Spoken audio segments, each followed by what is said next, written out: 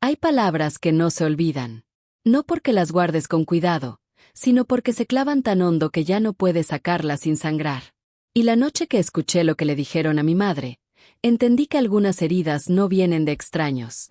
Vienen de las personas a quienes más amas. Esta es mi historia. Y si alguna vez has sentido que tu familia se convirtió en tu enemigo más silencioso, quédate. Porque lo que pasó después lo cambió todo. Me llamo Carmen Villanueva. Tengo 64 años. Y hasta hace 2 años vivía convencida de que había hecho todo bien. Crié a mi hijo con sacrificio, con amor, con las manos partidas de trabajar. Le di estudios, le di valores, le di un apellido que jamás le pesó. Y cuando me quedé sola, después de que mi esposo Ernesto murió de un infarto fulminante en plena calle de Monterrey, pensé que al menos me quedaba él. Mi hijo Miguel. Pero la vida tiene una manera muy cruel de enseñarte que las personas no siempre son lo que parecen. Antes de seguir, si ya estás aquí y este tipo de historias te llegan al corazón, te invito a que te suscribas al canal. Son historias reales, de gente común, que a veces necesitan ser contadas para no ser olvidadas. Hay mucha gente ahí afuera que está pasando algo similar y necesita saber que no está sola. Todo empezó una tarde de martes. Recuerdo el día con una precisión que me asusta. Era el 14 de febrero. Sí, el día del amor y la amistad. ¡Qué ironía tan grande! Yo había estado en el mercado desde las 7 de la mañana. Compré chiles anchos, carne de res para el caldo, jitomates maduros, cilantro fresco. Tenía pensado preparar un pozole rojo, de esos que Ernesto siempre decía que eran los mejores del mundo. Lo quería hacer para la cena, como un gesto de cariño hacia Miguel y hacia Valeria, su esposa. Porque así era yo. Siempre buscando la manera de dar, de consentir, de hacer que la casa se sintiera como un hogar. Subí las bolsas por la escalera del patio, que ya me costaba más trabajo desde que el médico me había dicho que tenía el cartílago de la rodilla bastante desgastado. Pero lo hice. Dejé todo sobre la mesa de la cocina y empecé a limpiar los chiles. Fue entonces cuando entró Valeria. No llegó caminando. Llegó como llega la tormenta. Con pasos fuertes, con la mandíbula apretada, con esa mirada que yo ya conocía pero que nunca terminaba de acostumbrarme a ver. Se paró en el umbral de la cocina y me miró de arriba abajo. ¿Qué estás haciendo? Voy a preparar pozole para la cena, le respondí con una sonrisa. Pensé que te gustaría, hace frío y... Para. Me interrumpió con una sola palabra. Hoy viene la familia de mi mamá. Yo ya planeé la cena. No necesito que te metas. La miré sin entender. Son mis ingredientes, Valeria. Los compré esta mañana. Solo quería. Te dije que no. Dio un paso hacia adentro. Esta no es tu cocina, señora. Aquí mando yo. El silencio que siguió fue tan pesado que sentí que me aplastaba el pecho. Los chiles que tenía en la mano cayeron sobre la mesa. Mis dedos no respondían. Pero eso no fue lo peor. Lo peor fue que en ese momento apareció Miguel en la puerta. Mi hijo. El niño al que cambié los pañales, al que cargué con fiebre de 40, al que enseñé a amarrarse los zapatos. Estaba ahí, con los brazos cruzados, viéndome como si yo fuera una extraña que se había metido en su casa sin permiso. Mamá, dijo con una voz que no reconocí.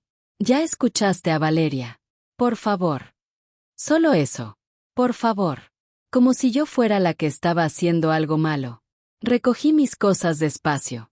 Las bolsas del mercado. El mandil que ya me había puesto. Salí de la cocina sin decir una palabra, porque si hubiera abierto la boca en ese momento, no sé qué habría salido de ella. Me fui a mi cuarto. Cerré la puerta con cuidado. Me senté en el borde de la cama y puse las manos sobre las rodillas para que dejaran de temblar. En la pared de enfrente había una foto de Ernesto y yo el día que inauguramos nuestra casa en García, Nuevo León. Éramos jóvenes, estábamos sonriendo, estábamos llenos de planes. Él tenía esa sonrisa suya tan ancha, tan franca, la misma que le heredó a Miguel. Le hablé en silencio, como solía hacer cuando extrañaba demasiado. ¿Ves, Ernesto? ¿Ves lo que está pasando aquí? Pero déjame contarte cómo llegué a esa habitación. Porque esta historia no empieza con los chiles y el pozole. Empieza mucho antes, con una promesa y con un cheque. Cuando Ernesto falleció, Yo me quedé con la casa que teníamos en García. Una casita modesta, de paredes color crema y un jardín pequeño donde yo cultivaba tomillo, romero y una planta de bugambilia morada que era el orgullo de mi vida. Era una casa tranquila, llena de recuerdos, llena de él. Pero también era una casa muy grande para una sola persona. Miguel vino a visitarme un domingo, unos 6 meses después de la muerte de su padre. Me trajo tamales de la señora que pone su puesto en la colonia, mi favorita. Comimos juntos en el patio, bajo la bugambilia, y cuando terminamos, me tomó la mano. Mamá, Valeria y yo encontramos una casa en San Pedro. Es perfecta. Tiene espacio para todos. Para todos. Le pregunté. Para ti también, mamá. Para que ya no estés sola. Nos cuidaríamos mutuamente. Le brillaban los ojos mientras me hablaba. Ese brillo que siempre tuvo cuando era niño y quería convencerme de algo que le emocionaba. Y yo, que lo conozco desde antes de que naciera, me dejé llevar por ese brillo. ¿Cuánto necesitan? Le pregunté. El enganche es de 40,000 pesos, mamá. Pero si pudieras ayudarnos. Le di 45,000. 5,000 de más, porque quería que tuvieran algo de colchón para los gastos del traslado. Vendí unos certificados de ahorro que Ernesto y yo habíamos construido durante 20 años de trabajo, y le entregué ese dinero a mi hijo con una sola condición. Mi nombre va a estar en los papeles de la casa, Miguel. Necesito sentir que es mi hogar también. Claro que sí, mamá. En cuanto el notario termine los trámites, tú vas a estar en la escritura. Te lo juro. Qué fácil es jurar cuando uno necesita algo. 3 semanas después me mudé a San Pedro con 2 maletas, mis plantas en macetas, la foto de Ernesto y todas mis ilusiones intactas. El primer día planté una bugambilia junto a la barda del patio. Pequeñita, casi un tallo. Le dije a Valeria que sería el árbol de la familia, un símbolo de raíces compartidas. Valeria sonrió desde la ventana y me dijo que muy bonito, que sí, claro, pero nunca bajó a ayudarme a plantarla. Los primeros meses fueron tolerables. No felices, pero tolerables. Yo cocinaba, limpiaba, ayudaba con los gastos del súper. Me levantaba temprano para tener el desayuno listo antes de que ellos se fueran al trabajo. Intentaba no estorbar, no opinar demasiado, no ocupar más espacio del que se me había asignado en silencio. Pero poco a poco fui notando cosas. Primero fue la cocina. Valeria empezó a reorganizarla sin avisarme. Movió mis especias, cambió el lugar de mis ollas, escondió mi molcajete en el fondo del gabinete más bajo. Pequeñas cosas. Nada que yo pudiera señalar sin parecer exagerada. Luego fue el comedor. Ella puso un mantel nuevo, de esos elegantes que hay que lavar con cuidado, y cuando yo accidentalmente lo manché con una gota de café, me miró con una expresión que no necesitaba palabras. Y luego vino lo de la sala. Valeria trajo unos muebles nuevos, blancos, muy modernos. Guardó mis cojines bordados, los que yo había hecho con Ernesto en los cursos de artesanías que tomamos en nuestra jubilación. Los puso en una caja en el cuarto de los triques y nunca los volvió a sacar. Yo no dije nada. Seguí sonriendo. Seguí cocinando. Seguí siendo la madre invisible que habitaba el cuarto del fondo y bajaba las escaleras con cuidado para no hacer ruido. Pero lo que pasó después lo cambió todo. Si estás llegando hasta aquí en esta historia, me gustaría pedirte algo. Si conoces a alguien, una mamá, una abuela, una tía, que esté viviendo algo parecido a esto, comparte este video con ella. A veces lo único que necesitamos es escuchar que alguien más vivió lo mismo y logró salir adelante. Compártelo. Puede significar mucho más de lo que imaginas. Fue un sábado por la mañana cuando descubrí la primera mentira. Miguel y Valeria habían salido de viaje a Valle de Bravo para celebrar su aniversario. Me dejaron sola el fin de semana con la encomienda de regar las plantas y recibir al plomero que vendría el domingo. Yo aproveché para hacer una limpieza general. No porque me lo pidieran, sino porque necesitaba sentirme útil. Necesitaba moverme, hacer algo con las manos, no quedarme quieta pensando. Mientras limpiaba el estudio, vi un folder sobre el escritorio de Miguel. Era grueso, con el logo de una notaría. No era normal que los papeles del notario estuvieran tirados así. Los tomé pensando en guardarlos en el archivero donde Miguel guardaba sus cosas importantes. Pero antes de guardarlos, los vi. Eran los documentos de la casa. La escritura. Los abrí despacio, como si tuviera miedo de lo que iba a encontrar. Y lo encontré. Propietarios: Miguel Ángel Villanueva Torres y Valeria Salas de Villanueva. Solo ellos dos. Busqué mi nombre. Leí cada página. 3 veces. 4. Mi nombre no estaba en ningún lado. Me senté en la silla del estudio. Las paredes del cuarto parecieron moverse ligeramente, como cuando tienes fiebre muy alta. Revisé la fecha de la escritura, un mes después de que yo di el enganche. Un mes. Seguí leyendo. Encontré un documento de refinanciamiento, fechado apenas hace 8 meses. Yo nunca había firmado nada. Nunca me habían mostrado nada. Nunca me habían dicho nada. Me fui a mi cuarto y abrí la caja donde guardo mis papeles importantes. Tengo una caja de madera que me regaló Ernesto en nuestro 30º aniversario, labrada con flores. Ahí guardo todo: mi acta de nacimiento, mi CURP, el testamento de Ernesto, recibos, seguros. Busqué la copia de la escritura que Miguel me había dado cuando nos mudamos.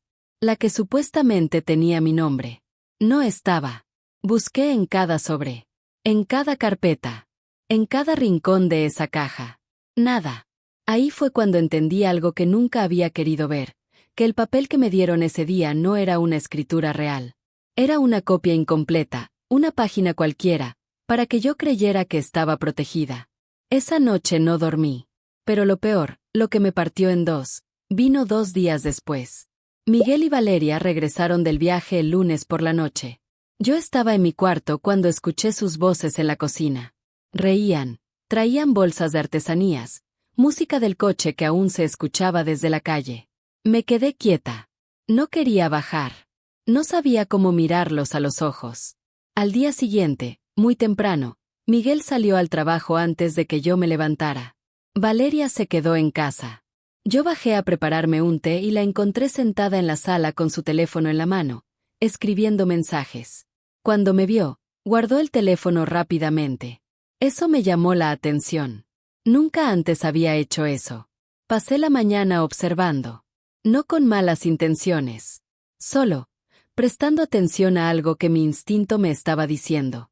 Al mediodía, Valeria fue a bañarse. Dejó el teléfono en la mesa del comedor. La pantalla se encendió sola con un mensaje. Me acerqué. Leí sin tocarlo. Era de un contacto guardado como licenciado. Fuentes. Notaría. El mensaje decía: todo listo para la transferencia. Necesitamos la firma de la señora antes del viernes o perdemos la fecha. Me temblaron las piernas. Me tuve que apoyar en la silla. Tomé el teléfono. Busqué la conversación completa. El mensaje anterior, el de Valeria, decía: mi suegra no sabe nada. Podemos usar la misma firma del contrato de arrendamiento que firmó cuando llegó. Nadie va a notar la diferencia. Y el mensaje anterior a ese, del tal licenciado: fuentes. Con eso nos basta. Ya cuando se venda, el proceso queda cerrado y ella ya no puede reclamar nada. Y el de Valeria otra vez: perfecto. Miguel dice que en cuanto vendamos nos vamos a vivir a Tulum. Por fin. Solté el teléfono. Me senté en el piso, ahí mismo, entre la mesa y la silla, con la espalda contra la pared. Tenía 64 años, las rodillas me dolían, y acababa de descubrir que la persona en quien más confié después de la muerte de Ernesto estaba planeando dejarme en la calle. No lloré. Me hubiera gustado llorar. Pero no salieron lágrimas. Solo un zumbido en los oídos y una claridad extraña, fría, como cuando uno ya sabe algo que no quería saber. Tomé mi teléfono viejo, el que uso para llamar a mis amigas, y tomé fotos de cada mensaje. Luego fui a mi cuarto, saqué un cuaderno y escribí todo con fecha y hora. Cada detalle, cada palabra que recordaba. No porque fuera una mujer de leyes, sino porque algo en mí sabía que esas palabras eran lo único que me quedaba. 3 días después, me vestí con mi ropa más digna. La blusa de seda azul que compré con Ernesto para una boda en Saltillo, los pantalones negros que guardo para las ocasiones importantes. Me puse los aretes de plata que eran de mi madre y el reloj que Ernesto me dio cuando cumplí 50 años. Tomé el camión al centro de Monterrey. Bajé en la calle Padre Mier y caminé 3 cuadras hasta el despacho que me había recomendado una vecina de toda la vida. La placa en la puerta decía: Licenciado Rosario Mendoza, abogada, Derecho Civil y Familiar. Adentro olía a café recién hecho y a libros viejos. La licenciada Mendoza era una mujer de unos 50 años, cabello corto, mirada directa, manos que no se movían al hablar.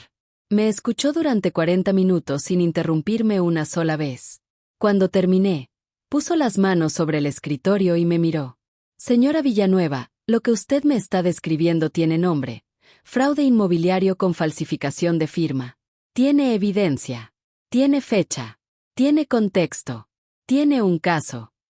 Nunca imaginé lo que vendría después de escuchar esas palabras.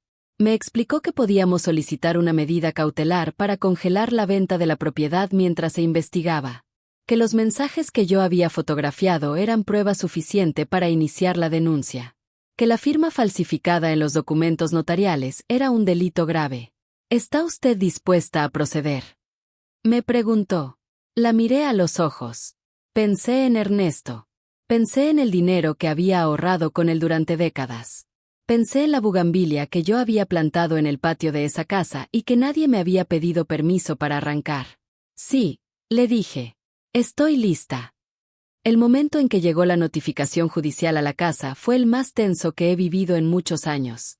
Yo estaba en la cocina, pelando naranjas para un jugo, cuando escuché la puerta principal abrirse de golpe.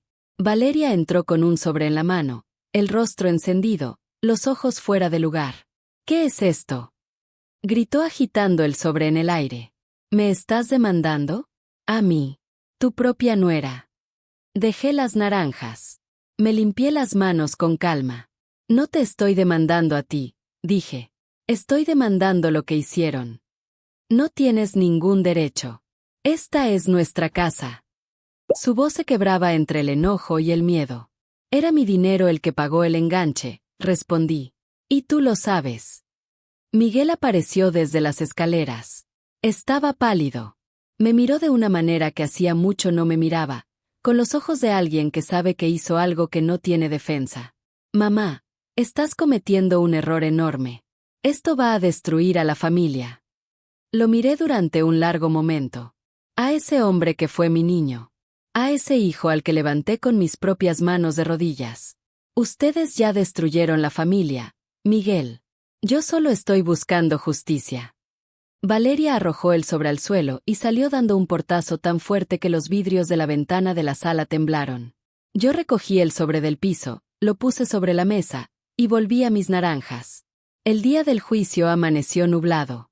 Uno de esos cielos grises de noviembre que pesan sobre Monterrey como una losa.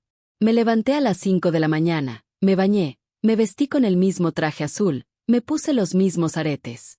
Desayuné sola en mi cuarto. Un poco de pan con mermelada de guayaba, el té que siempre me hacía sentir más tranquila.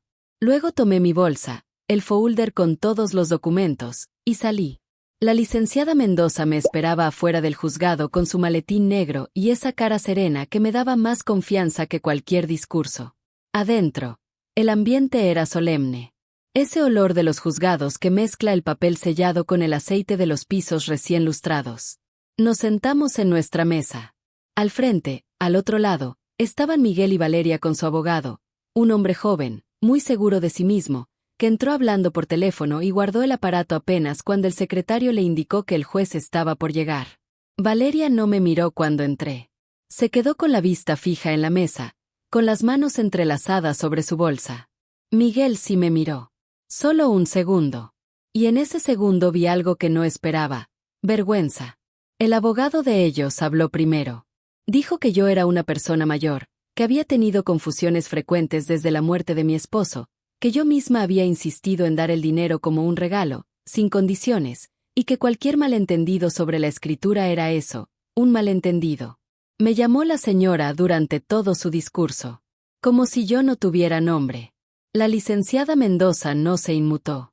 Cuando fue su turno, se puso de pie sin apuro, acomodó sus papeles y empezó a hablar con la precisión de alguien que lleva 20 años haciendo esto. Presentó los extractos bancarios donde yo retiré el dinero. Presentó el mensaje de voz que yo había grabado sin darme cuenta, donde Miguel me decía: te lo juro, mamá, tu nombre va a estar en los papeles. Presentó las fotos de los mensajes del teléfono de Valeria.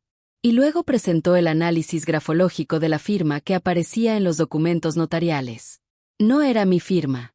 El perito lo explicó con una precisión que no dejaba lugar a dudas. El trazo, el ángulo, la presión del bolígrafo, nada coincidía con mis firmas auténticas en otros documentos. Cuando el juez vio ese informe, se detuvo. Leyó en silencio durante varios minutos. Nadie habló. Solo se escuchaba el ventilador del techo girando despacio. Luego levantó la vista. Vamos a un receso de 20 minutos. En esos 20 minutos no supe qué hacer con mis manos. La licenciada Mendoza me trajo un vaso de agua. Yo lo sostuve sin tomar nada. Cuando el juez regresó, la sala volvió a llenarse de ese silencio denso. Este tribunal ha revisado la totalidad de las pruebas presentadas, comenzó. La firma atribuida a la señora Carmen Villanueva en los documentos de refinanciamiento no corresponde a su rúbrica habitual. Los mensajes de texto presentados constituyen evidencia de intención deliberada de excluir a la quejosa de la propiedad que contribuyó a adquirir. En consecuencia, cerré los ojos un momento.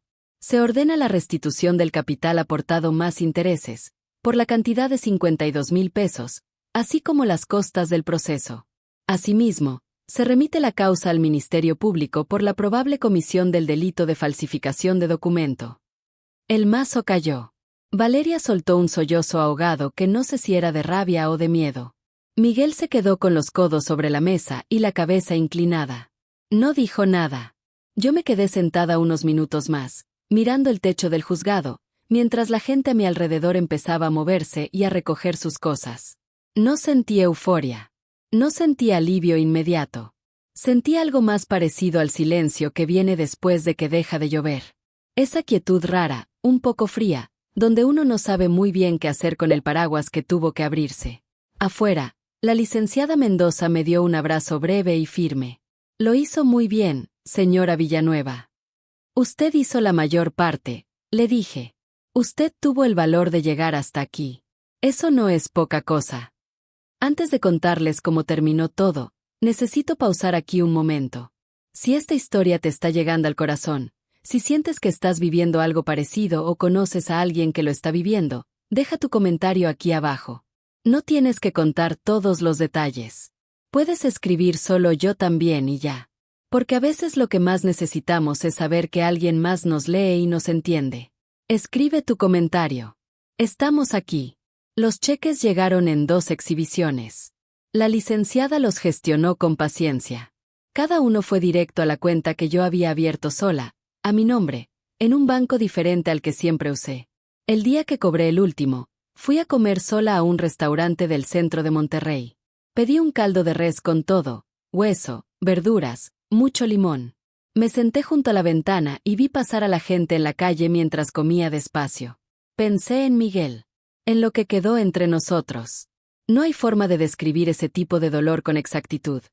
El dolor de perder a un hijo que sigue vivo, que respira, que anda por ahí, pero que ya no es el hijo que tú conocías o quizás el hijo que tú creías conocer.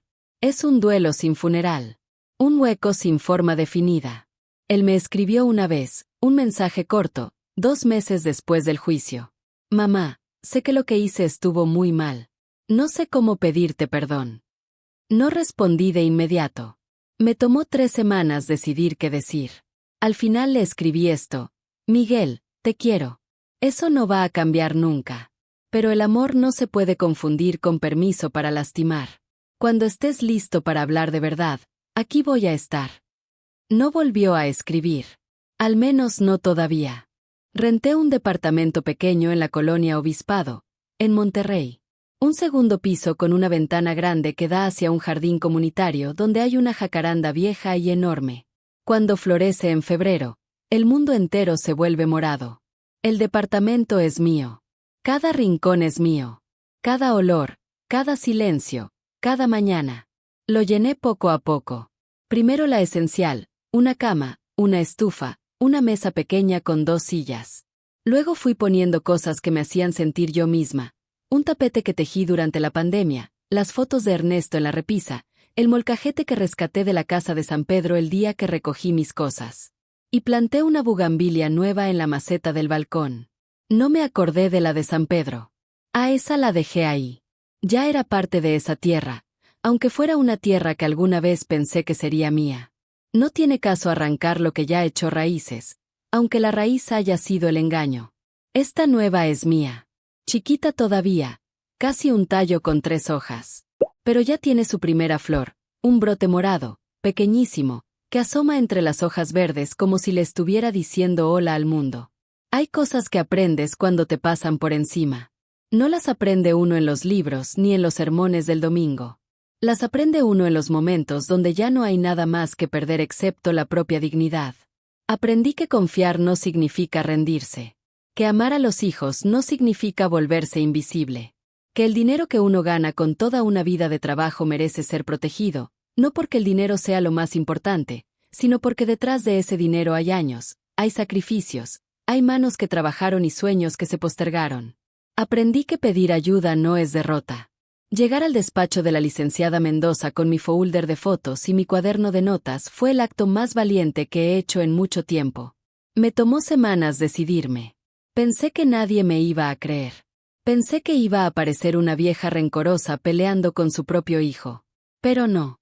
La justicia existe. No siempre, no para todos, no de la manera que uno espera. Pero existe. Y a veces uno tiene que caminar hacia ella con las rodillas temblando y la garganta seca, sin garantías de nada. Aprendí también que el final de una familia no tiene por qué ser el final de uno. Que uno puede rehacerse. Que a los 64 años todavía puedo plantar una bugambilia y ver cómo florece. Que la luz que enciendo en mi departamento por las noches no es para esperar a nadie. Es para mí. Solo para mí. Y eso, después de tanto tiempo sintiéndome una visita en mi propia vida, es la cosa más hermosa del mundo. Antes de terminar, quiero pedirte algo más. Si llegaste hasta aquí, si escuchaste toda esta historia, significa que algo de esto te importó. Y eso importa. Comparte este video con alguien que necesite escuchar que es posible salir adelante. Con una mamá, con una abuela, con una amiga que está pasando algo difícil en su familia. A veces lo único que necesitamos es saber que alguien más lo vivió y sobrevivió. Y si tú también tienes una historia que contar, cuéntala. El silencio es lo que nos hace invisibles.